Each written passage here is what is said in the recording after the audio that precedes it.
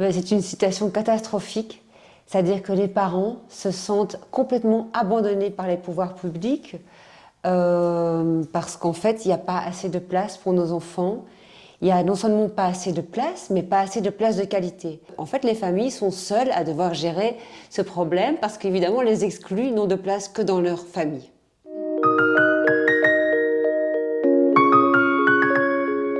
En tout cas, moi, je n'attends pas de place pour mon fils parce que je voudrais trouver un autre chemin. Jack est vraiment mon guide dans la vie, mon guide spirituel, mais aussi artistique. Il a une façon de voir le monde, d'aborder les inconnus, d'aborder ce qui se passe dans la vie de manière tellement inspirante. Il voudrait vivre sa vie et je voudrais l'accompagner dans cette vie. Donc il voudrait voyager, il voudrait vivre une vie de liberté. Et c'est quand même, j'interroge ça à travers ce film, c'est est-ce qu'on peut être libre malgré un handicap? Le fait d'avoir un handicap déjà est liberticide par essence. Et je trouve que pourquoi doit-on forcément envisager une institution qui sera liberticide? C'est pour ça que mon film, il y a quelque chose d'intéressant, c'est on prend les choses par un autre biais, c'est-à-dire on reste à la maison, en famille, et il y a quelqu'un qui vient vous aider dans la famille.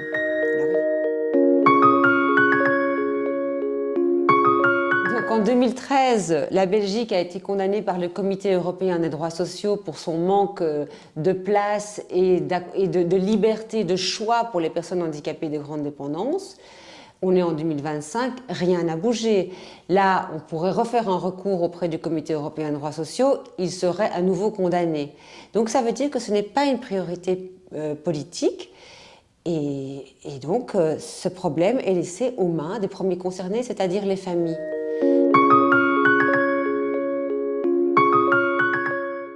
Une approche très humaine, centrée sur les compétences sociales et relationnelles.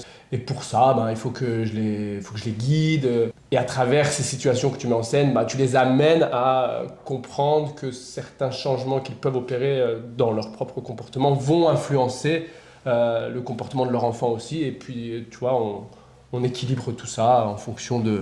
C'est très singulier à chaque famille, quoi. Voilà.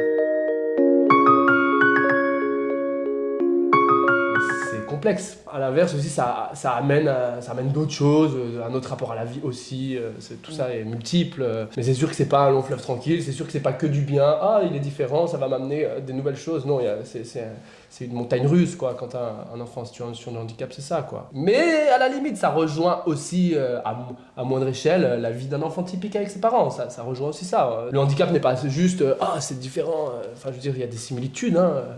Et il ne faut pas l'oublier, en fait, c'est pas juste un monde à part et puis le monde des valides, en fait. Ça reste quand même des histoires d'éducation, de vie où tu as donné naissance. Mais parfois, moi, j'ai l'impression qu'on veut séparer absolument. En fait, tu as beaucoup de similitudes, quoi.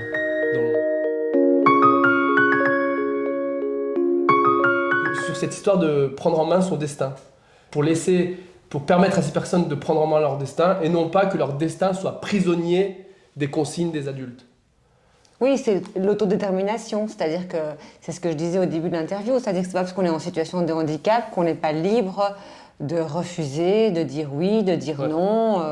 C'est l'autodétermination, c'est très important.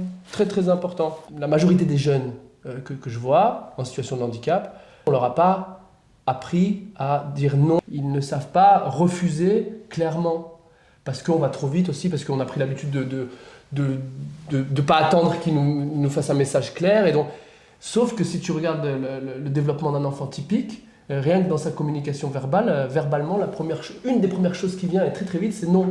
Tout petit, tu apprends très vite à écarter ce qui te déséquilibre. Tu apprends aussi à trouver ce qui t'équilibre, mais tu apprends très vite à repousser ce qui t'est nocif.